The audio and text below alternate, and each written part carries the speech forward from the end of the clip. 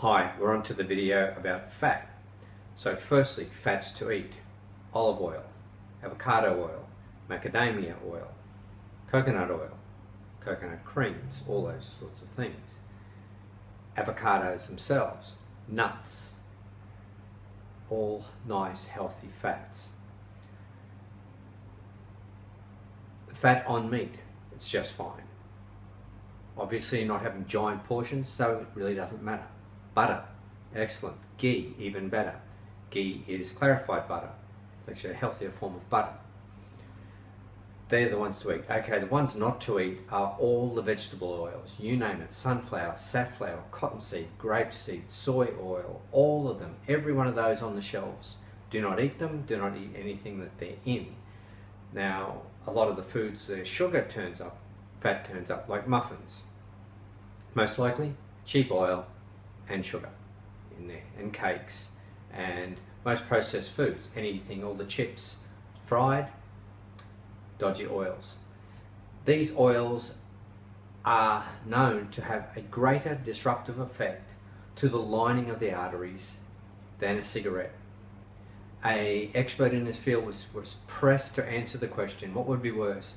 A meal comprising a high degree of these oils, like a takeaway junk meal, and a cigarette? And he reluctantly answered the meal would be, because it would disrupt this lining for up to 6 hours, whereas a cigarette would disrupt it for just 4 hours. Obviously, if you had a cigarette and some junk food, you're in trouble. Neither of them are good. So that's the thing. So, but to get clear about fats, remember that from the sugar video, glucose converts to fat, long-chain triglycerides. You know, you go for a blood test, a fasting blood test, they want to measure your cholesterol, they want to measure your triglycerides. This is what they're measuring, the amount of fat in your bloodstream. So the sugar converts to what we call long-chain triglycerides. Long-chain triglycerides are like, there's various kinds. They're the ones that come from sugar, ones that come from meats, and they're the core ones that you're going to find.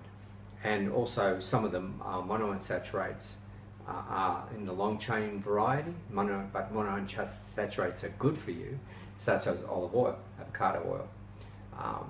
These oils get locked away, and the idea is that we can access them when we need to, but we're getting too many because we don't go for periods without food. Like in the olden days, when you didn't have food, you might find root vegetables or berries or an animal or something, but then nothing for a week.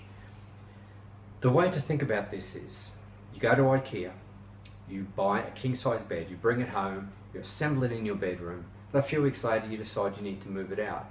Well, it's really, really hard to move out. You have to disassemble it. This all takes time. That's what happens with long-chain fat. Now, you have to disassemble it in order to get it back into the bloodstream. This takes time, but the trouble is, if you keep eating it, it stays there. Now, some of the long chains are good, and so like the omega-3 fats, we need them around the cell of in the membrane of the cell in our brain, in every cell in our body. Between the omega-3 and cholesterol, they make up the bulk of the good parts of our cells. And yes, cholesterol is a good part of that. So instead, the cholesterol is so important that if we don't get it in our diet, we will make it. It's as simple as that. Now, a short-chain fatty acid like butter is readily available energy, and it's like getting a small bookcase from IKEA. You bring it home, you assemble it in the lounge room, walk it straight into another room, and you can bring it straight out on demand. Readily available energy, and that comes in Parmesan cheese and butter. And then we have medium chains, which are also quite readily available, and these most typically are the coconut oils. So remember, we are going to eat healthy fats. This diet isn't about consuming tons and tons of fat. We simply have a normal diet. Remember, if you're not eating all the cakes and biscuits and chips and junk food, you're already avoiding most of these fats. And because you're not eating bread, you're not using butter in that regard, so you're not actually eating that much fat. So the butter you do have can be used in cooking, for example. So nobody's eating tons of this. So we want to eat butter and ghee. They're our small chain. Our medium chain are anything in the coconut family, so coconut oils, coconut cream, coconut milk. Just a note on coconut milk, you see light milk, all it is half the volume of the cream with more water. What a complete waste. It's just a stupid thing, really. And then we get to the large chain, which are the fats made from glucose, which we don't want in there. And then we have animal fats, which we're eating just normal portions of animal fats, so it's not a problem.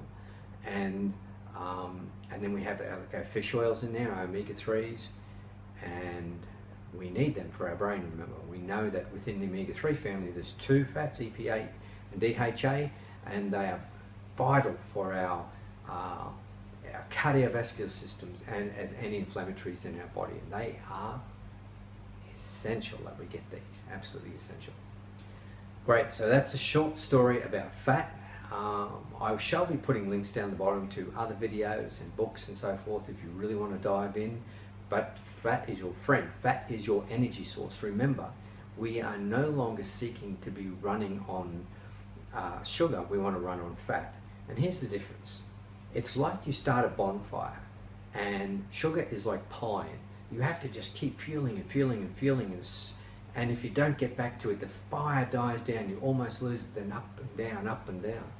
Whereas with our good fats, our healthy fats, it's like creating a fire, and we get it going, and we've got that nice big pieces of hardwood on, and it just ticks away and provides the warmth and the heat that we need. That's what we need from our fat. Thank you, I'm Ian Newton.